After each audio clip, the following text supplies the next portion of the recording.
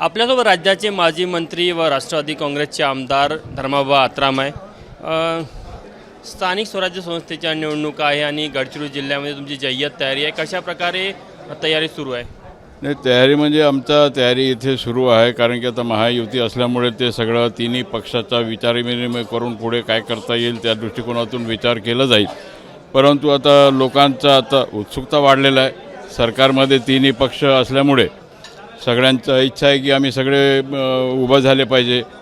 लोकांच्या मागण्या आहे की आम्हाला तिकीट पाहिजे, असं प्रकारचं वातावरण सध्या तयार झालेलं आहे। सगळे कारण की फार 4-5 वर्षानंतर निवडणूक होत आहेत आणि त्या दृष्टिकोनातून हा स्थानिक पात्रावरचा इलेक्शन असल्यामुळे लोकांचा थोडा उत्सुकता जास्त आहे, उभा राहायचा इच्छा उमेदवारांना जास्त आहे। परंतु वातावरण ते पाहून कसं तरी करून महायुतीचा उमेदवार निवडून आला पाहिजे या दृष्टिकोनातून आमचा प्रयत्न राहणार आहे। महायुतीमध्ये 3 पक्ष असल्यामुळे जागा मर्यादित आहे, कशा प्रकारे तोडगा निघणार? आता बसू, आम्ही सगळे तिघे पार्टी बसू, एकमत झाला पाहिजे असा प्रयत्न आपण जरूर करणार आणि त्या दृष्टिकोनातून पुढे आम्ही जाणार। या व्यतिरिक्त तुम्हाला गडचिरोली जिल्ह्यामध्ये किती जागा लागेल जिल्हा परिषदच्या, असं काही ठरलं का समीकरण? नाही, आता 51 जागा आहेत, 102 पंचायत समिती आहेत, काही नगरपंचायत 3 नगर परिषदचे इलेक्शन्स आहेत।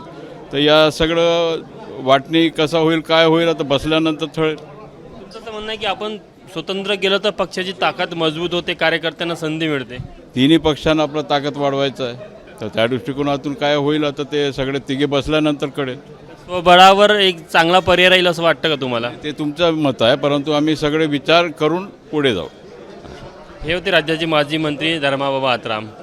कॅमेरामॅन मिथुन आदमनेसह तुषार कोहडे, एबीपी माझा, नागपूर। एबीपी माझा, उघडा डोळे बघा नीट।